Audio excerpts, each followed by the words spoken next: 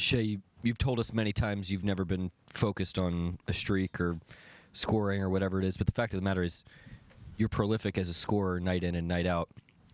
Mark has said that none of this has taken anything away from your teammates or the style of play. How have you managed that to make sure that what you're doing offensively is only additive to the rest of the group? Yeah, none of the things I accomplished would matter if we weren't winning, and I probably wouldn't have most of them if we weren't winning. And I know that, and understand that. It's why you play the game. Like, I was crying when I was 9 years old because I lost an OBA championship. Like, you don't want to lose as a kid. You don't want to lose as a grown man. Like, when you play and you're competitive, that's all that matters. And that's what the game is to me, the game I love. Just trying to go out there and win and do everything I can to win. And the streak is the streak, the awards the awards. But the most thing I'm proud of is winning, for sure. Shay, 127 games is close to 127 unique defenses that are all trying to stop you or slow you down. You're at the top of the scouting report. You just talk about how you're able to stay adaptable to all those different defenses no matter what throughout the streak. Yeah, over the years, I've just built my game, seen defenses, and I just attack the defenses with the tools I have. I like to think it feels like at least each year I get better and better at doing so, and I think that's the reason. I just see coverages, learn from them, try to get better, and apply them when I can. Yeah, so you mentioned winning earlier. 103-24 is the record for the Thunder during this streak. What do you feel that says about not just you, but the guys around you and their ability to take advantage of what you've been able to do? Yeah, I have great teammates. It's no secret. Basketball's a five-man sport. You can't win by yourself, as we've seen in the past. You need a great team. You need great role players. You need a great co-star. You need a great coach. And I like to think we have all of those. So it's not just me out there being great. It's the rest of the group, and we've accomplished things because of that. Everybody knowing their role and executing their role at a high level. I reap the benefits of it, obviously. But yeah, all the awards, everything that comes with winning it's a team thing. You've been asked about the early points in your career before, and you said you don't even really think about that older version of yourself because you've grown so much since then. Just how would you describe the growth that you made since you got into the league? Yeah, I'm a completely different player, obviously.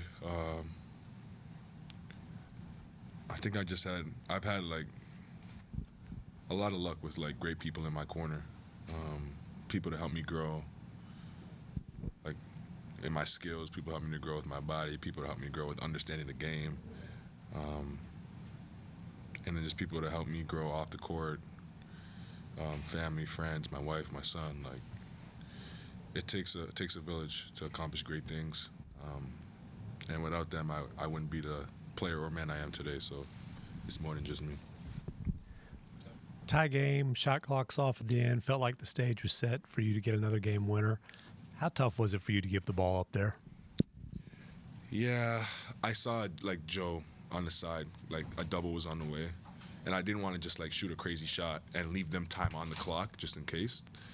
So I like tried to like get it down to the last shot, and then I just felt like the double was gonna come, and AC's had a couple opportunities. I think he had Miami, and I think he had Denver at home before we went to overtime, where they doubled off him. And I just trust him wholeheartedly. Like, the guy makes big time plays, and he's helped me win a championship and achieve my dream. So like, they were gonna come off of him. I saw them point to the guy across the court to come off of him. So like, I kind of knew where the ball was gonna go, and I just wanted to give him another opportunity to make a play. We're gonna need him when it's time, and I know that. And yeah, he tried to make a play, didn't go in, but the only way you get better at it is if you get reps, so I want to give him a rep. And then what makes you proudest about this streak?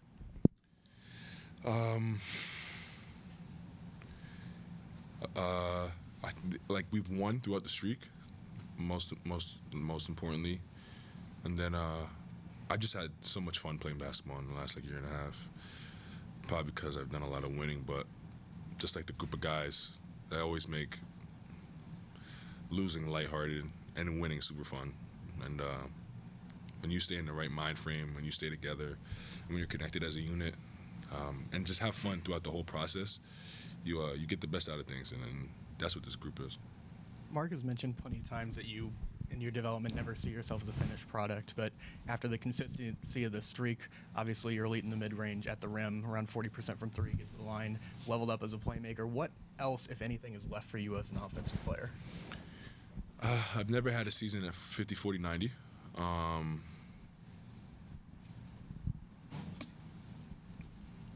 And I still think there's like ways I can grow in just understanding the game, understanding tactics, understanding teams' plan for me, like understanding other coaches, how they coach against, I guess, the best guy on another team. Like, there's always something to learn. The game's always evolving. Guys are getting better around me, so there's always something for me to pick up on and learn for. In this era of three-ball shooting, we kind of started out layups or threes. Mm-hmm. You obviously, mid-range is a big part of your game. You think you've changed the way people play, people growing up watching the way you play? I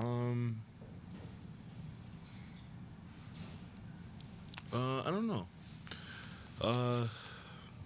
I don't think it's me necessarily.